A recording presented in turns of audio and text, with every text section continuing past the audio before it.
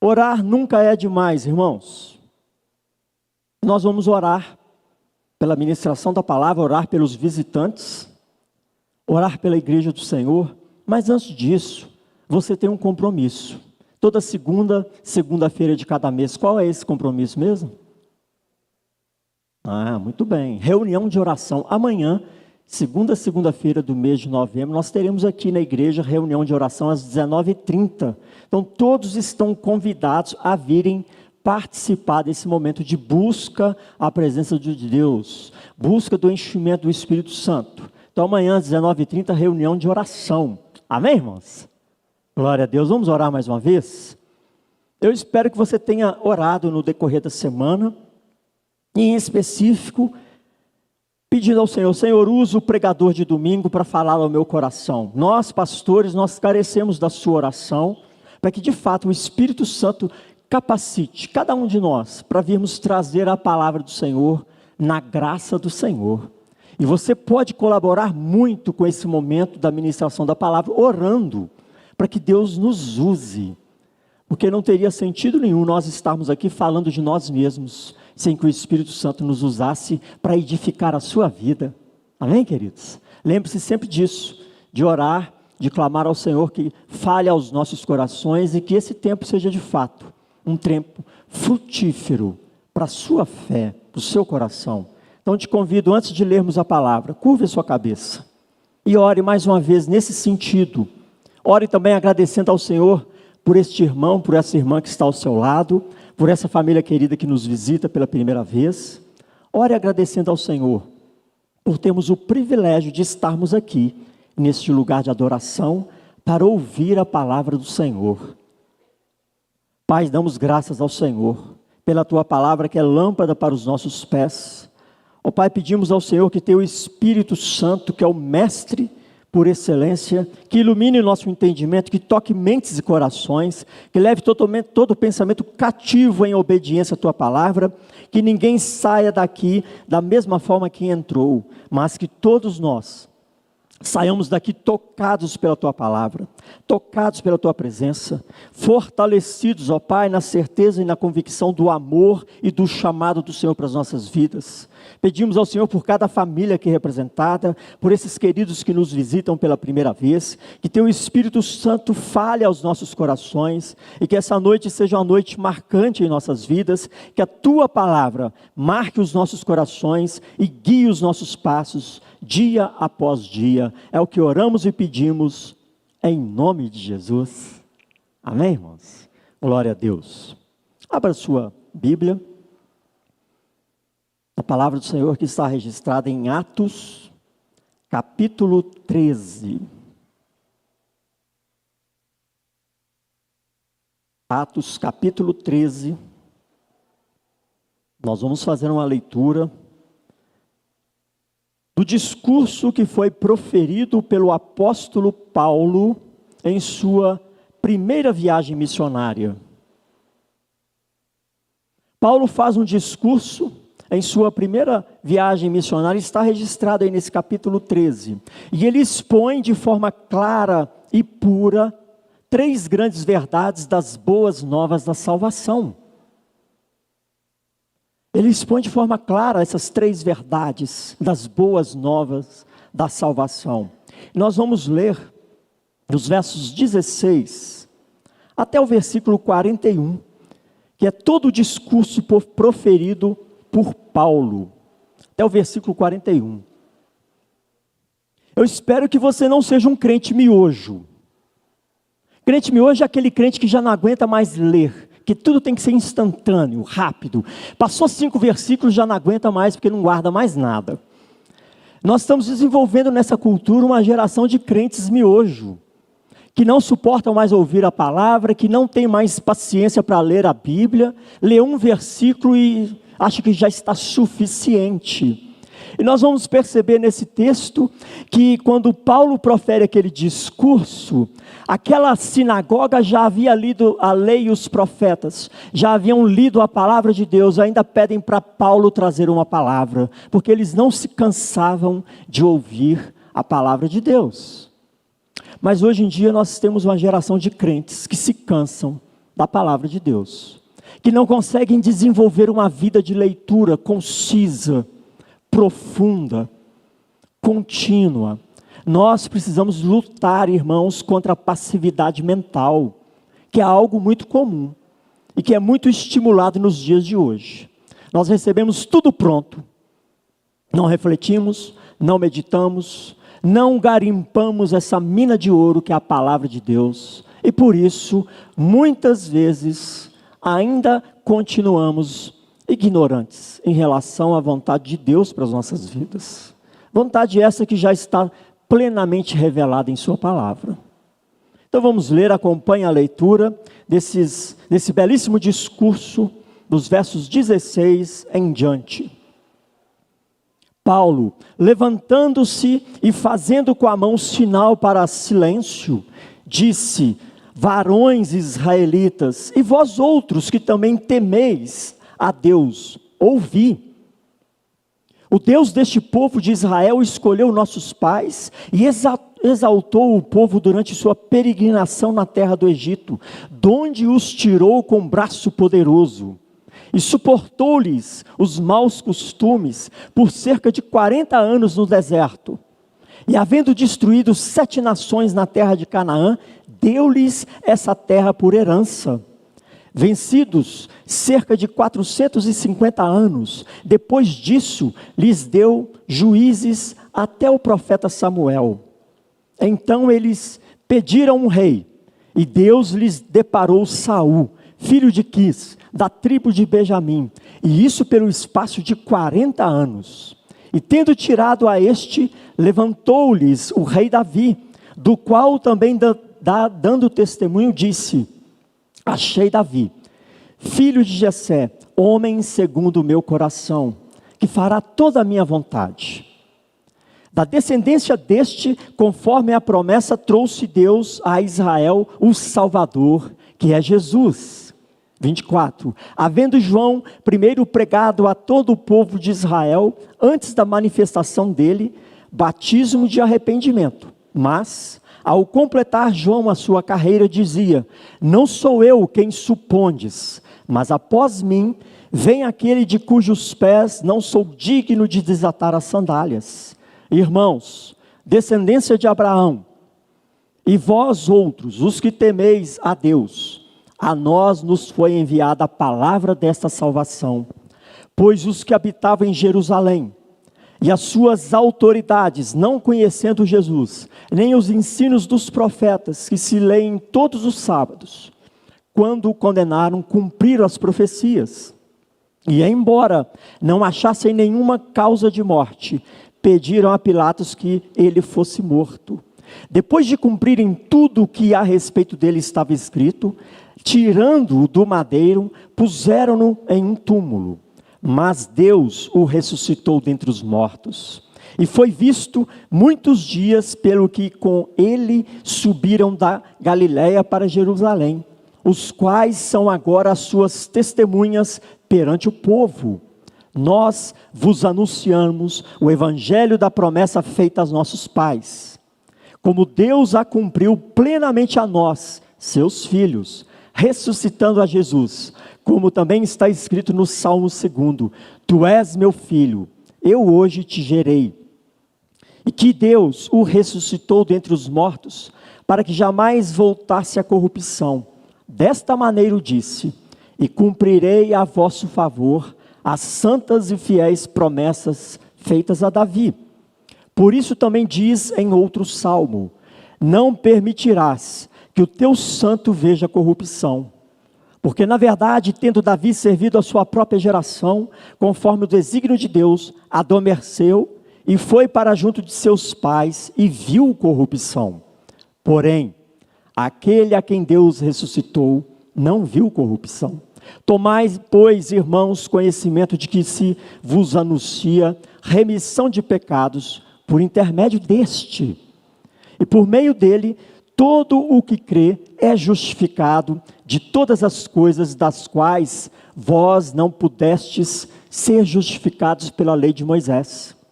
Notai, pois, que não vos sobrevenha o que está dito nos profetas: vede, ó desprezadores, maravilhai-vos, desvanecei, porque eu realizo em vossos dias obra tal, que não crereis, se alguém vô-la contar. Amém, irmãos? Vamos ficar de pé e vamos repetir o verso 40 e 41? Todos juntos, a uma só voz. É Deus falando com você hoje, nessa noite. Todos juntos, versículo 40 e 41, vamos lá? Notai, pois que não vos sobrevenha o que está dito nos profetas. Vede, ó desprezadores, maravilhai-vos e desvanecei, porque eu realizo em vossos dias obra tal que não crereis, se algum de vô-la contar, se alguém vô-la contar. Podeis assentar. Irmãos, Paulo encerra esse belíssimo discurso com as palavras do profeta Abacuque. Você pode ter reparado que em todo esse discurso ele está repetindo o Velho Testamento para aqueles judeus. Eles já conheciam as profecias, já conheciam a lei e os profetas, mas Paulo está trazendo luz sobre os fatos que se cumpriram e que eles ainda não haviam reconhecido. As promessas se cumpriram, mas aquele povo ainda estava adormecido, ignorando o mover de Deus na história do seu povo. Você está atento ao mover de Deus na sua história hoje? Quem sabe nós conheçamos muito bem a palavra do Senhor, mas não estamos percebendo o mover do Senhor em nossa história. Quem sabe não estamos vivendo momentos como este povo vivia. E Paulo conclui esse sermão com essa palavra de advertência do profeta Abacuque. Verso 49 ele diz: notai, pois que não vos sobrevenha o que está dito nos profetas. Vede, ó desprezadores, maravilhai-vos e desvanecei, porque eu realizo em vossos dias obra tal, que não crereis, se alguém vô-la contar. Hoje em dia nós vivemos um tempo de muito ceticismo, de muita incredulidade, e essa palavra profética está se cumprindo. E misericórdia que não seja dentro da igreja. Que nós estejamos atentos ao mover de Deus.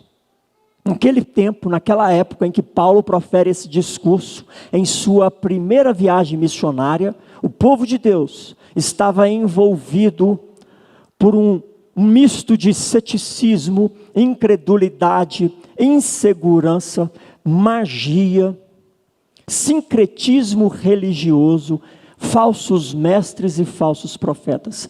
Mesmo dentro das sinagogas haviam infiltrados falsos mestres e profetas. E é nesse contexto de confusão, nesse contexto de incerteza, nesse contexto de insegurança, que Paulo está ministrando o seu discurso, quando ele é chamado a pregar aos gentios.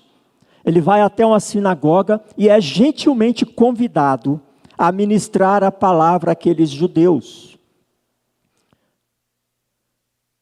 Olha só o que diz o verso 15 do capítulo 13. Depois da leitura da lei e dos profetas, os chefes da sinagoga mandaram dizer-lhes: irmãos, se tendes alguma palavra de exortação para o povo, dizei-a. Ou seja, depois da leitura da lei e dos profetas, eles convidam Paulo a trazer uma palavra de encorajamento para aquela sinagoga, para o povo de Deus. E ele faz esse belíssimo discurso, mostrando o mover de Deus em toda a história, desde o Egito até Jesus. Você reparou na leitura que ele está traçando ali o mover de Deus no Egito, o mover de Deus através dos juízes, dos reis, a chegada de Jesus, a morte de Jesus. E declarando Jesus como o Senhor de toda a justificação do pecado. Mostrando que a promessa do Salvador havia se cumprido. Naquele ambiente de incredulidade, de ceticismo, de magia, de sincretismo religioso, ambiente que estava envolto a falsos mestres e falsos profetas. Nós vivemos um contexto parecido com esse? Sim ou não? Nós temos na nossa nação brasileira uma nação mergulhada em misticismo, em feitiçaria, em sincretismo religioso. A gente não sabe o que é evangelho, do que é espiritismo, do que é um monte de outras coisas que são introduzidas na igreja do Senhor. A gente não consegue mais distinguir o que é palavra de Deus e palavra de homens. Falsos mestres e profetas que em nome do Senhor zombam da fé dos fiéis e extorquem a fé dos fiéis. São dias que nós vivemos e são dias similares àquele povo na época desse discurso. E Paulo traz esse discurso revelando verdades maravilhosas das boas novas da salvação. Eu quero meditar com os irmãos apenas 3 dessas verdades, que nós podemos sacar deste discurso, para uma breve meditação e para a nossa reflexão. Primeira verdade, irmãos, que Paulo ressalta para abrir os olhos daquele povo, e para abrir os nossos olhos hoje, nos dias de hoje. Primeira verdade revelada é que o nosso Deus é um Deus libertador. Ele começa com a história do povo de Deus lá no Egito, verso 17, o Deus deste povo de Israel escolheu nossos pais e o exaltou o povo durante sua peregrinação na terra do Egito, donde os tirou com braço poderoso. Nosso Deus é um Deus libertador. Deus levanta naquela época Moisés, o seu servo, para livrar o seu povo do cativeiro do Egito. Levanta Moisés para proferir a sua palavra. Palavra que foi proferida ao faraó, palavra que foi proferida ao povo de Deus.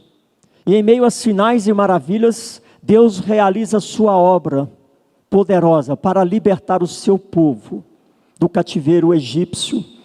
No passado, Deus levantou Moisés, se revelando um Deus libertador. O seu Deus é um Deus libertador. E ele se revela assim ao seu povo. No passado, levanta Moisés para proferir a sua palavra, palavra de libertação. E hoje, em Jesus, Deus levanta você. Deus nos levanta cada um de nós, para proclamarmos a libertação que há somente em Cristo Jesus, o Deus libertador. Irmãos, pregar o Evangelho de Cristo não é levar uma ideia, um conceito legal, ou uma autoajuda às pessoas. O Evangelho de Cristo, a palavra de Deus não se trata disso. O Evangelho é poder de Deus, para libertar todo aquele que nele crê. É poder de Deus. O Evangelho vai mexer com estruturas, vai mexer com realidades, e vai incomodar principados e potestades, assim como incomodou o faraó no tempo de Moisés, assim como incomodou as autoridades no tempo de Paulo, assim como incomodou falsos mestres e profetas no tempo de Paulo. Vai incomodar, vai mexer em estruturas, vai mexer em realidades, vai trazer incômodo à sociedade, porque o Evangelho de Deus é poder para libertar os cativos, poder para libertar os cativos das garras do inimigo, poder para libertar os cativos da ignorância, poder para libertar aqueles que estão no lamaçal do pecado. Nós lemos isso na abertura do culto. E o Evangelho vai mexer com a realidade, vai mexer com as estruturas e vai incomodar muitas pessoas, vai incomodar principados e potestades. E se você olhar bem no verso 8, se levanta um falso profeta para sabotar a obra de Deus. Elimas. Tudo que Paulo falava, ele tentava desmanchar, até que chegou um ponto que Paulo o repreendeu, porque ele estava sabotando o avanço do reino de Deus. Quantos Elimas se levantam no dia de hoje contra a proclamação do Evangelho de Deus? Quantos Elimas estão se levantando ao seu derredor para intimidar a proclamação da palavra de Deus através da sua vida? Percebe que nós estamos vivendo em tempos diferentes, mas em contexto muito similar. O Evangelho não é uma ideia ou um conceito. O Evangelho é uma verdade espiritual que tem poder para transformar. Transformar situações, transformar pessoas. Você crê nisso? Amém ou não amém? Você veste essa camisa? Você comprou essa ideia? Você está entregue ao reino e entende a urgência de proclamar esse evangelho que é poder de Deus para libertar? Proclamar a libertação. A igreja do Senhor é chamada para abrir os olhos e converter pessoas das trevas para a luz, da potestade de Satanás para Deus, a fim de que recebam, cada uma dessas pessoas que crerem na proclamação do evangelho, receberem herança entre os que são santificados pela fé em Cristo Jesus. Será que estamos acomodados com as circunstâncias e temos minimizado a urgência da proclamação da libertação que só existe em Jesus Cristo? Irmãos, só existe libertação em Jesus Cristo, em nenhum outro. Paulo entendia isso muito bem. E de forma ousada, ele faz esse discurso para aqueles judeus na sinagoga. De forma ousada, ele repreende falsos mestres que sabotavam o avanço do reino de Deus. Fica aí uma leitura recomendada, Atos capítulo 13. Leia todo esse capítulo, medite no que está se passando na história da igreja nesse momento. Será que nós estamos tão acomodados com as dificuldades, com as circunstâncias, com o mundo que nos cerca, com os nossos próprios problemas, que não temos proclamado esse evangelho que é poder de Deus para libertar os cativos? Precisamos ter consciência da urgência de promover libertação aos cativos. A primeira verdade revelada nas boas novas da salvação é que Deus é um Deus libertador. E Ele vai promover essa libertação através de sua palavra, que é poder para libertar, que é poder para transformar. E nós precisamos entender essa urgência. Nós precisamos glorificar o Senhor pelas boas novas da salvação, exaltar o Senhor pela graça que nos alcançou, mas colocar o pé na estrada e anunciar as boas novas da salvação. Porque ainda existem muitas pessoas cegas, cativas e alheias ao mover de Deus na história humana. E muitos sabotando esse avanço do reino de Deus. E o Senhor chama cada um de nós, como boca dele, para assim fazermos, proclamarmos este poder que liberta, que transforma. Amém, queridos? Glória a Deus. Deus é um Deus libertador. Mas nós temos aqui uma segunda verdade nesse belíssimo sermão, nesse belíssimo discurso do apóstolo Paulo. E a segunda verdade que eu quero compartilhar com os irmãos é que Deus é fiel, irmãos. Deus é fiel apesar de mim e apesar de você. Deus foi fiel para com aquele povo no Egito, apesar deles. Por isso que Paulo fala que Deus tolerou a desobediência, mas manteve fidelidade para com a sua promessa. Verso 32 e 33 diz assim: nós vos anunciamos o evangelho da promessa feita a nossos pais, como Deus a cumpriu plenamente a nós, seus filhos, ressuscitando a Jesus, como também está escrito no Salmo 2: tu és meu filho, eu hoje te gerei. O Messias prometido foi entregue ao povo. O Messias prometido e esperado pelo povo de Deus veio ao mundo, cumpriu sua obra de libertação do povo de Deus. Mas ainda assim há muitos que ignoram que a promessa se cumpriu. Muitos ainda esperam o cumprimento dessa promessa em suas vidas pessoais. Daí a importância da proclamação do Evangelho de Deus. A palavra de Deus se cumpre, não importa o tempo que leve, ou o tempo que nós achamos que está levando para se cumprir. Ela se cumpriu nos dias de Paulo, ela se cumpriu nos dias de hoje, e ela continuará se cumprindo nos dias de amanhã. Aquele povo estava alheio ao cumprimento dessa promessa de Deus para o seu povo. E Paulo está mostrando em seu discurso que as profecias se cumpriram em Jesus Cristo. Paulo está revelando através dos profetas que toda a passagem de Jesus foi o cumprimento das promessas de Deus. A maior e principal promessa de Deus havia se cumprido, mas aquela sinagoga ainda estava alheia. Aquele povo que era povo de Deus, que conhecia a lei e os profetas, ainda estavam alheios ao cumprimento dessa promessa. Julgando, quem sabe, que a fidelidade de Deus estava demorando. E muitas vezes, irmãos, nós pensamos assim: será que Deus está cuidando da minha vida? Nós muitas vezes pomos em dúvida a fidelidade de Deus ao nosso favor, sendo que Ele nos comprou por alto preço.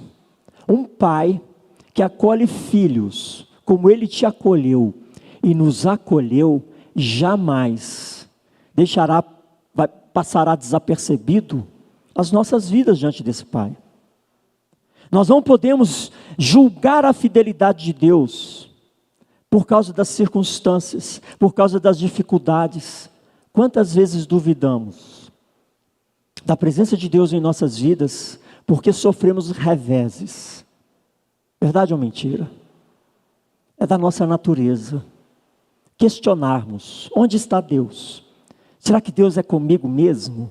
Quando passamos por dificuldades,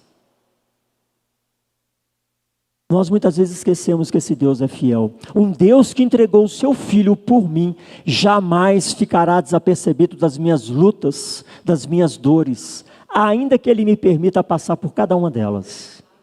E é nessa verdade, nessa fidelidade desse Deus libertador, que nós precisamos nos apegar.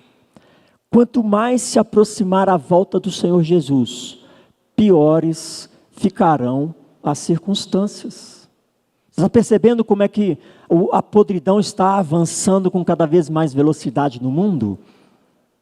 Quanto mais se aproximar a volta de Cristo, maiores serão as tribulações. Então se apegue à fidelidade de Deus e busque ao Senhor, porque Ele não se descuida de você, nem de mim, não se descuida da sua igreja, ainda que nos permita passar pelas provações. Deus é um Deus fiel, é um Deus que cuida, é um Deus que zela pelo seu povo. E em Cristo Jesus, nós fomos feitos filhos de Deus. Não é qualquer coisa, não é qualquer um, é filho. E qual pai e qual mãe que em sã consciência abandona seus filhos? Nem nós que somos homens de carne e osso fazemos isso. Quanto mais Deus. Deus é fiel e está no controle de toda a história da humanidade. Sua vontade, que é boa, perfeita e agradável, vai se cumprindo e se cumprirá, apesar de nós. Não pense você que você vai desagradar a Deus a ponto dele abandonar os seus planos, a ponto dele te abandonar. Apesar de nós, Ele cumprirá a fidelidade dele sobre nós. E as promessas que nos foram feitas através da revelação das Escrituras se cumprirão como estão se cumprindo. Então permaneça firme no Senhor, porque esse Deus que é fiel, Ele é comigo, Ele é contigo, Ele é conosco. E nós só precisamos estar atentos ao mover do Senhor na nossa história pessoal, na nossa história familiar, em cada dia, dia após dia. O Senhor está à nossa frente, amém, irmãos? E o mundo não pode abalar e abater a nossa fé. As circunstâncias não podem abalar e abater a sua fé, porque elas não são maiores do que esse Deus que é libertador, do que esse Deus que é fiel. Amém, queridos? Louvado seja o Senhor. E Paulo revela uma outra verdade importantíssima nas boas novas da salvação que se cumpriu. Terceira verdade revelada, irmãos, é que o nosso Deus é um Deus de perdão. É um Deus de perdão. E ele ressalta essa verdade no verso 38. Tomai, pois, irmãos, conhecimento de que se vos anuncia remissão de pecados, por intermédio deste, ou seja, Jesus, e por meio dele todo o que crê é justificado de todas as coisas das quais vós não pudestes ser justificados pela lei de Moisés. Irmãos, era muito comum para o judeu uma preocupação enorme com a expiação de pecados, porque está na lei do Senhor, a necessidade de santificação no meio do povo de Deus. E ele está ressaltando: nosso Deus é um Deus de perdão, e em Jesus Cristo vocês foram justificados. O pecado que nos tornava inimigos de Deus foi justificado em Jesus, coisa que nenhuma outra pessoa ou nenhuma outra coisa qualquer poderia fazer por nós. Paz com Deus só se pode conseguir através do sangue de Jesus Cristo. Não tem outro meio, não tem outra forma de encontrar paz com Deus, de alcançar a graça de Deus, senão por Jesus Cristo. Em Cristo encontramos remissão de pecados.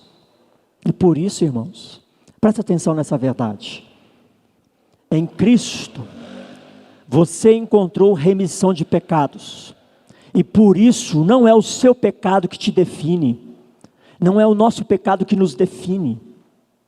É o amor de Deus que nos define. É o perdão do Senhor que nos define. É o perdão do Senhor que nos torna puros para levantarmos mãos santas, para glorificar a Ele. Para aquele povo, a purificação de pecados era algo exigido pela lei. Sacrifícios eram necessários. E o Evangelho revela que o sacrifício definitivo foi feito, foi realizado. Em quem? Em Jesus Cristo, o Cordeiro de Deus que tira o pecado do mundo. Quem nele crê, encontra perdão. Quem nele crê, encontra salvação. E de repente, meu querido e minha querida, você conhece pessoas que estão próximas a você. Eu espero que não seja o seu caso, que ainda estão enganadas por falsos mestres e falsos profetas. Pessoas que vivem buscando a graça de Deus, por meio de sacrifícios pessoais, promessas vazias e penitências que jamais poderão conquistar a graça ou o perdão de Deus. Você conhece pessoas assim? Que tentam pelo seu próprio esforço conquistar a graça de Deus, sendo que essa graça foi derramada em Cristo Jesus? É dessa verdade que trata a justificação de pecados. Pessoas que vivem mergulhadas em crendices, misticismo, porque ainda não tomaram conhecimento das boas novas da salvação. Quem sabe estão até dentro das igrejas nos dias de hoje, mas ainda assim não tomaram conhecimento das boas novas da salvação. Ainda assim pensam que o pecado do passado é que vai nos levar para o inferno, sendo que o pecado do passado foi lavado com o sangue do Cordeiro, foi purificado no sangue de Cristo. O que tem nutrido o seu coração? O que tem alimentado a sua fé?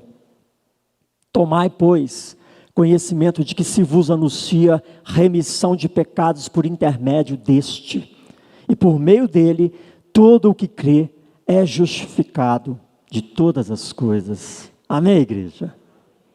Eu e você não fizemos nenhum sacrifício, nenhuma obra para alcançarmos o perdão, para alcançarmos a justificação. Jesus, o sacrifício perfeito, o Cordeiro que tirou o pecado do mundo, o Cordeiro de Deus que tira o meu pecado e o seu pecado, e que nós possamos nos descansar nessa verdade, revelada nas boas novas da salvação. Para concluir, irmãos, diante deste discurso tão impactante do apóstolo Paulo, diante dessas boas novas elucidadas por ele, aquele povo, o relato bíblico, irmãos, revela o que aconteceu uma semana após esta palavra. Verso 44 diz assim: no sábado seguinte, afluiu quase toda a cidade para ouvir a palavra de Deus. Esse discurso audacioso tocou os corações, Mas não foi um discurso mirabolante, foi simplesmente revelar o que já estava escrito. Testemunhar aquilo que Deus fez na história do povo de Deus, aquilo que Deus fez na história do próprio apóstolo Paulo, por meio das Escrituras. Uma semana depois, quase toda a cidade foi para a sinagoga para ouvir a palavra do Senhor. Eu quero propor uma aplicação muito simples para mim e para você, para os filhos de Deus, para nós que somos filhos de Deus. A aplicação fica aí no verso 31 e 32. E foi visto muitos dias pelos que com ele subiram para a Galiléia. Está se referindo na ressurreição de Cristo, que ele foi visto com muitos dos discípulos após a ressurreição, os quais são agora as suas testemunhas perante o povo. 32. Nós vos anunciamos o evangelho da promessa feita aos nossos pais. Quem são as testemunhas de Cristo hoje? Quem são? Você, eu, nós. Nós somos as testemunhas desse evangelho, da promessa que foi feito milhares de anos atrás e que se cumpriu em Jesus Cristo. Assim como Paulo estava testemunhando naquela sinagoga. A missão é minha, a missão é sua, de sermos testemunhas de Cristo. Amém, igreja? Compreende a sua missão aqui em Contagem, na sua casa, no seu trabalho? Para sermos testemunhas dessas verdades benditas, nós precisamos caminhar com Cristo. Nós precisamos caminhar com Ele. Deixar de lado tantas influências e apelos mundanos, que desviam o nosso olhar da obra de Cristo em nossas vidas, que desviam o nosso olhar da esperança que só há em Jesus Cristo. Nós precisamos rever a nossa agenda e nos permitirmos sermos guiados pela palavra de Deus. Andar com Cristo é andar segundo a sua vontade, segundo a sua palavra, é meditar na sua palavra, assimilar e viver segundo essa palavra. Assim nós caminharemos com Ele, assim nós testemunharemos a respeito dEle. Vivemos guiados pelo seu braço forte, braço esse que nos libertou do cativeiro das trevas, conscientes de que o nosso Deus é fiel e que cumprirá em nós a sua vontade, que é boa, perfeita e agradável, ainda que as circunstâncias sejam contrárias. Você está firme nessa verdade? Que o seu Deus é fiel e guia os seus passos, ainda que as circunstâncias sejam contrárias? As circunstâncias para Paulo não eram fáceis. Antes de ministrar na sinagoga, ele teve que repreender um falso mestre, para estar ali, para continuar a obra do Senhor. Nós devemos caminhar como filhos de Deus, e entender que ainda lutamos contra o pecado, no dia a dia. E que em Cristo encontramos diariamente remissão dos nossos pecados. E por isso os nossos erros não nos definem, mas revelam o quê? A misericórdia de Deus. Irmãos, o perdão de Deus em minha vida diariamente revela essa misericórdia dele sobre a minha vida. Esse Deus que é um Deus perdoador. E quantos de nós nos deixamos abater pelas falhas, pelas escorregadelas e abandonamos a obra do Senhor? Porque nos permitimos ser moldados pelo pecado. Enquanto o Senhor te chama, filhinho, vinde a mim. Confessai os vossos pecados e eu os perdoarei. Quantos de nós muitas vezes questionamos essa misericórdia de Deus por causa das nossas fragilidades? Então nós precisamos andar nessa dimensão de que Deus é um Deus libertador, de que Deus é um Deus fiel e Deus é um Deus perdoador. Essas são verdades reveladas nas boas novas da salvação para mim, para você, mas para aqueles que ainda estão em trevas, para aqueles que ainda precisam ouvir o seu testemunho. Amém, igreja? Ouvir o seu testemunho. Nos grupos familiares, na escola bíblica, no culto, no dia a dia, no trabalho, na escola, na rua, onde quer que você esteja pronto para encorajar aqueles que ainda estão em trevas a encontrarem Jesus. Lembra do pedido dos chefes da sinagoga? Eles pediram para Paulo trazer uma palavra de encorajamento. Ele traz esse discurso maravilhoso, revelando as boas novas que se cumpriram para aqueles que ali estavam e para todos que nele creem. Nós devemos nos lembrar dessas verdades. Não apontar os dedos e dizer que fulano ou beltrano é difícil, ou dizer que o fulano vai para o inferno. Nós não fomos chamados para isso. Nós fomos chamados para estender a mão e testemunhar o que Deus fez na minha vida, Ele pode fazer na sua vida. Creia em Jesus Cristo como Senhor e Salvador de sua vida. Essa é a missão do crente. Não é apontar o dedo, não é rotular, é estender a mão e testemunhar a obra de Jesus que nos alcançou. Amém, irmãos? Você está pronto, consciente dessa missão? Essa mesa representa exatamente o cumprimento dessas boas novas. Toda vez que viemos partilhar a mesa do Senhor, lembre-se, ainda existem irmãos em trevas que precisam ouvir as boas novas da salvação. E eu e você fomos chamados para anunciarmos o ano do Senhor. Amém, irmãos? Feche os seus olhos. Ore ao Senhor. Ore em gratidão. Que a palavra do Senhor te alcançou. Que se você tem certeza e tem convicção da paz que você tem com Deus, é por causa da obra de Cristo. Louve ao Senhor, agradeça ao Senhor diariamente por esta obra bendita. Mas nessa oração, peça ao Senhor, Senhor, me use. Não permita que eu fique indiferente àqueles que se perdem. Me dê oportunidades para testemunhar o amor do Senhor àqueles que estão ao meu redor.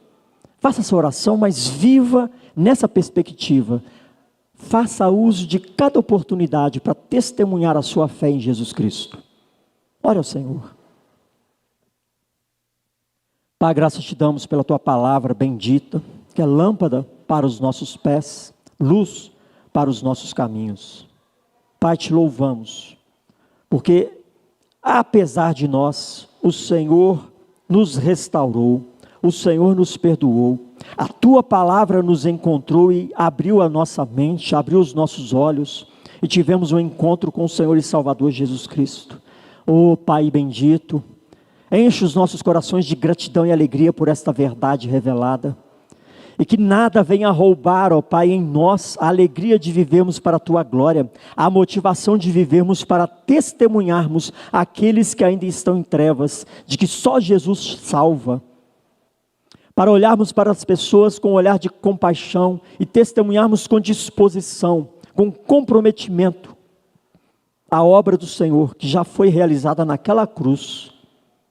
Ó Pai, quanto mais se aproxima o Natal, quanto mais se aproxima esses dias de festejos mergulhados em ignorância, dê a cada um de nós oportunidades para testemunharmos o verdadeiro Natal àqueles que estão ao nosso redor, para testemunharmos a obra do Senhor Jesus Cristo a todos aqueles que nele creem. Assim oramos e pedimos, agradecidos ao Senhor, ó Pai, por podermos participar desta mesa bendita nessa noite, e que o Senhor mesmo, Senhor, esteja abençoando os elementos que aqui serão utilizados na ceia do Senhor, para que ao participarmos desses elementos, a tua graça e o teu poder inunde os nossos corações, fortaleça e robusteça a nossa fé, e saiamos aqui cheios da tua graça, saiamos aqui cheios do teu poder, que possamos testemunhar dia após dia a tua palavra em nossas vidas, glorificarmos o teu santo nome. Ó Pai, que o Senhor esteja abençoando esses elementos, e que ao participarmos dessa mesa bendita, o Senhor esteja cada vez mais confirmando o chamado do Senhor em nossas vidas, em nome de Jesus. Amém, irmãos? Glória a Deus. Eu quero convidar aqui à frente os nossos queridos diáconos, que podem ocupar aqui os primeiros bancos, chamar os nossos presbíteros para tomarem a frente aqui comigo. Também chamo a equipe do Ministério de Louvor, que estará nos conduzindo nesse momento de adoração ao Senhor.